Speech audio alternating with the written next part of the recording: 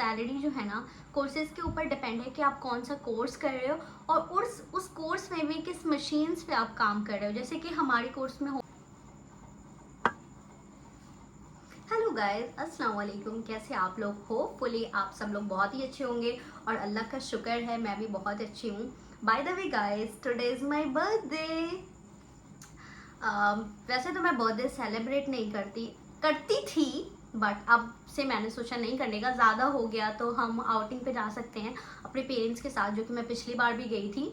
But इस बार मेरे थोड़े प्लान अलग है क्योंकि एक मेरी फ्रेंड भी है, एक नहीं दो मेरी फ्रेंड है, फरीहा और माहा। दोनों मुझे हमेशा कहती है कि हम मुस्लिम हैं, हम बर्थडे सेलिब्रेट नहीं करते हैं। मतलब हम ईद पे गिफ्ट एक्सचेंज कर सकते हैं बट प्लीज़ बर्थडे पे नहीं। तो वो बात भी मुझे बहुत हिट करी है इस बार। और इस बार एक ये भी रीज़न है कि लाइक जो मेरे फादर थे, मतलब जिन्होंने मुझे एक आइडेंटिटी दी और जिसकी वजह से मेरी एक आइडेंटिटी थी, वो ही इस बार नहीं है। तो बर्थडे का कोई दुख ही नहीं बनता बर्थडे का, क्योंकि इस बार बर्थडे सेलिब्रेट नहीं करते हैं।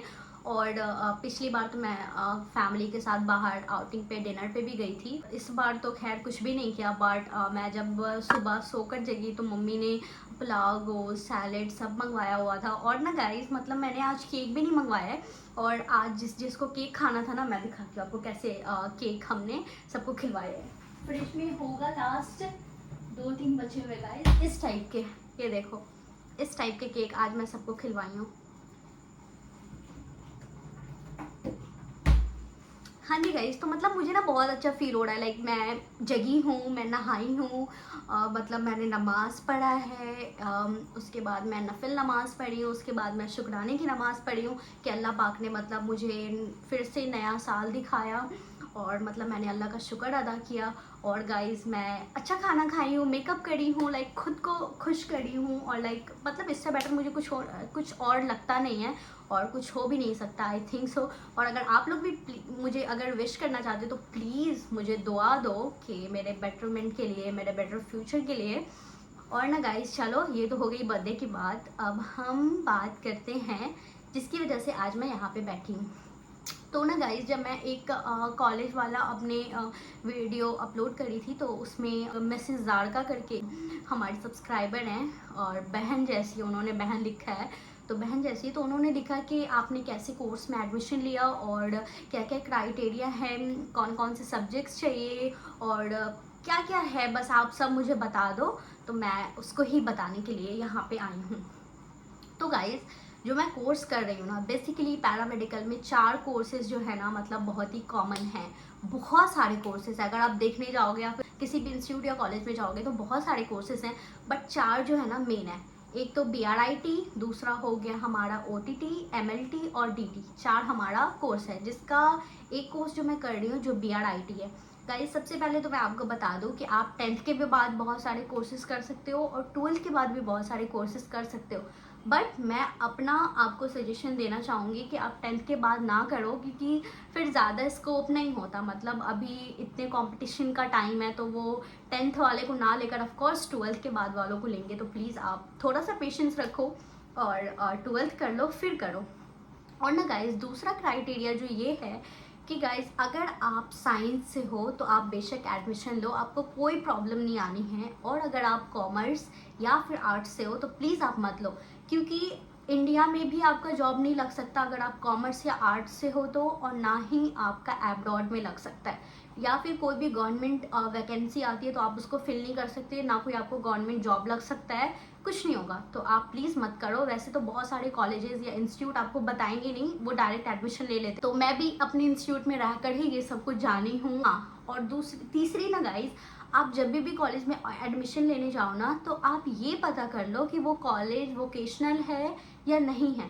जिन लोगों को नहीं पता कि वोकेशनल क्या होता है, वोकेशनल ये होता है कि वोकेशनल कोर्स होता है ना जो थोड़ा सा सस्ता होता है। और अगर आप वो कोर्स कर लोगे ना गाइस तो आपके लिए वही वाला सीन हो गया कि आप आर्ट्स और कॉमर्स कर लो और आपका जॉब का कोई वैल्यू नहीं है, आपकी डिग्री का कोई वैल्यू नहीं है, वो सेम चीज़ें हो जाती है। तो आप प्लीज़ थोड़ा सा रिप्यूटेड कॉलेज से करो और थोड़ा सा ज़्यादा पैसा लगे, बट आप वोकेशनल एटलीस्ट ना करो। अब हम चलते हैं कोर्स की तरफ। तो जैसा कि मैंने बताया 4 कोर्सेज है, जिसमें से मैं bachelor of radio imaging technology मैंने करा है। इसमें हम बेसिकली 5 मशीन्स पे काम करते हैं। Magnetic resonance imaging, MRI, computer tomography, CT scan, और हमारा एक्सरे आ गया। NMR भी है, न्यूक्लियर मेडिसिन, और मैमोग्राफी जिसमें हम ब्रेस्ट की एग्जामिनेशन करते हैं। MRI में हम सॉफ्ट टिश्यू को देखते हैं, सिटी स्कैन में हम बोन को देखते हैं, बोन फ्रैक्चर, और एक्सरे में भी यही है, और मैमोग्राफी का तो मैंने बता दिया। अब गाइज हम चलते हैं कि इसकी पर ईयर फीस क्या हो सकती है। तो इसमें पर एनम लाइक आपको 60 to 80,000 लगेगा नॉर्मली हर कॉलेज में। इससे ज़्यादा आई थिंक नहीं लगता, और लाइक अगर इससे ज़्यादा हो भी सकता है तो थोड़ा सा ऊपर या नीचे होगा, इससे ज़्यादा नहीं होता। उसके बाद जो हमारा है वो है DT। उसमें हम क्या करते हैं कि जब हमारी किडनी जो होती है वो हमारी ब्लड की इम्प्योरिटीज़ को नहीं वो फिल्टर कर पाती, तब हम डायलिसिस करते हैं। तो उसमें भी सेम है, बट ये RITs इसमें ज़्यादा आपको फीस लगेगा। इसमें 80 to 1 लाख लगेगा पर ईयर, बट आप ये भी कर सकते हो। इसमें भी 2 साल का डिप्लोमा है, 3 साल की डिग्री है। उसके बाद हम आते हैं OT टेक्नीशियन। OT टेक्नीशियन को डॉक्टर्स के साथ रहना पड़ता है। उनके जो सारे इक्विपमेंट इंस्ट्रूमेंट होते हैं उसको स्टरलाइज करना, उसका ख्याल करना, ये सब OT टेक्नीशियन का काम है। और डॉक्टर के साथ जो सर्जरी के टाइम पे होते हैं ये सब OT टेक्नीशियन करते हैं। उसके बाद मेडिकल लेबोरेटरी टेक्नीशियन, MLT हम जिसको बोलते हैं, जो ब्लड के सैंपल लेते हैं और उसकी एग्जामिन करते हैं और उसका रिपोर्ट देते हैं। रिपोर्ट वो बनाते नहीं है, डॉक्टर्स बनाते हैं, बट वो देते हैं, मतलब वो उसको एग्जामिन करते हैं। तो आप इस चारों में से कोई सा भी कोर्स कर सकते हो।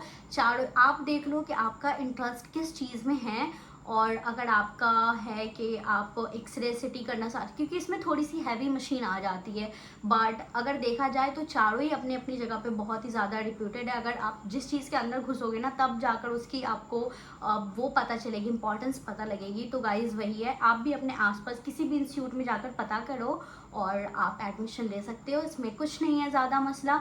और तो मेडिकल फील्ड में थोड़ा सा ये है कि आपका प्रेजेंस ऑफ माइंड होना बहुत ज़रूरी है, और बाकी ऐसा कुछ नहीं है, आप जैसे नॉर्मली पढ़ते हो पढ़ो। बट हाँ, इसमें भी होता है कि आपको बैक लग सकता है अगर आप नहीं पढ़ते हो, जैसे इंजीनियरिंग वगैरह में होता है। तो बस यही है, अगर आप चाहो तो आप एडमिशन ले सकते हो। और गाइज़ ये मैं तो कोई इतनी प्रोफेशनल हूँ भी नहीं कि मैं मतलब इतना यहाँ पे गाइड कर दूँ आप लोगों को, बट मेरे से जितना हो पाया। और थोड़ा सा होता है ना कि आप वीडियो बनाओ तो थोड़ा सा फंबल करते हो, थोड़ा सा आपको स्ट्रेस हो रहा होता है कि पता नहीं कैसा वीडियो, क्या बनेगा नहीं बनेगा, वो वाली चीज़ें। तो बस आई होप कि मतलब आपको थोड़ा सा भी समझ में आया होगा। आप अगर सैलरी की बात करते हो तो सैलरी मैं एग्जैक्ट नहीं बता सकती, क्योंकि अभी तक मैं खुद जॉब नहीं कर रही हूँ। हालांकि मुझे बहुत सारी जगह से अपॉर्चुनिटीज़ आई हैं कि आप कर लो। लाइक मुझे टीचिंग के लिए भी आई है, मुझे हॉस्पिटल्स में भी आया, बट मैं किसी रीज़न से नहीं कर रही हूँ। वो Q&A जल्दी ही आने वाला है, तो उसमें मैं सारी चीज़ क्लियर कर दूँगी। उसके बाद कुछ भी आप लोगों से छुपा हुआ नहीं होगा होपफुली।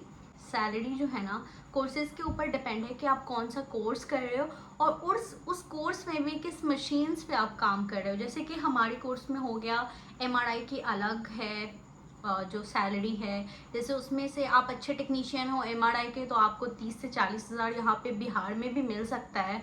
और अगर आप एब्रोड वगैरह में कर रहे हो तो और भी ज़्यादा है, बहुत ज़्यादा है, और दिल्ली वगैरह में बहुत ज़्यादा है। सिटी हो गया उसमें भी 15, 20, 25 हज़ार कमा सकते हो। तो मतलब वो सैलरी जो है ना कोर्सेज़ पे डिपेंड करते हैं, और कोर्सेज़ के अंदर भी बहुत सारे मशीन्स होती है कि आप किस मशीन पे वर्क कर रहे हो, अब किस चीज़ में आपकी नॉलेज ज़्यादा है, आपका इंटरेस्ट ज़्यादा है, तो उस पर बेस्ड होता है। किसी हॉस्पिटल में कर रहे हो तो उस हॉस्पिटल पे भी थोड़ी बहुत डिपेंडेंसी होती है। वैसे तो रेडियोग्राफर की सैलरी इंडिया में हर जगह सेम ही होती है, बस थोड़ा सा ऊपर नीचे हो जाता है। मतलब कोई अगर बड़ा हॉस्पिटल है, रिप्यूटेड हॉस्पिटल है, तो वहाँ पे थोड़ा ज़्यादा आपको दे देंगे, बट उसके लिए आपको थोड़ा सा मेंटली फिज़िकली आपको एकदम प्रिपेयर्ड होना पड़ेगा, आपको नॉलेजेबल उतना होना पड़ेगा, तब जाकर आप उतनी सैलरी ले सकते हो। तो बस यही है, इतना कोई रॉकेट साइंस नहीं है इसमें गाइस, आप लोग भी जाकर ले सकते हो एडमिशन। और ना गाइस, बकरीद आने वाली है और आप सबको एडवांस में बकरीद मुबारक। और आप लोगों ने बकरा ले लिया, गाय ले लिया या नहीं लिया, आप लोग कमेंट्स करके बताओ। बट अल्हम्दुलिल्लाह से हमने भी गाय ले ली है। और बस आप सबको बकरीद मुबारक, और अपना ख्याल रखिएगा। और अगर आपको ये थोड़ा सा भी अच्छा लगा होगा या फिर इससे रिलेटेड कुछ और भी चीज़ें जाननी है जो मैंने छोड़ दिया हो, तो प्लीज़ आप कमेंट्स कर सकते हो। Bye bye.